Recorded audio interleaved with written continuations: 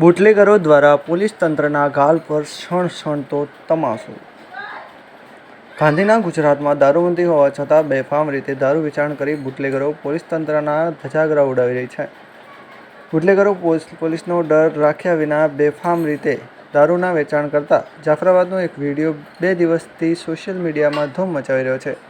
ત્યારે એવું લાગી રહ્યું છે કે દેશમાં યુદ્ધની સ્થિતિ હોય ત્યારે જાફરાબાદ પોલીસને હપ્તા કે ભાગીદારીના પૈસા કમાવા હશે।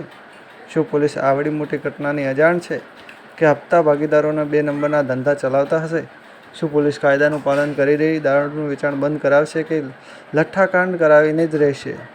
તે વિસ્તારની જનતા સવાલ કરી રહી છે। બ્યુરો રિપોર્ટ વિક્રમ શાખટ, અમરેલી।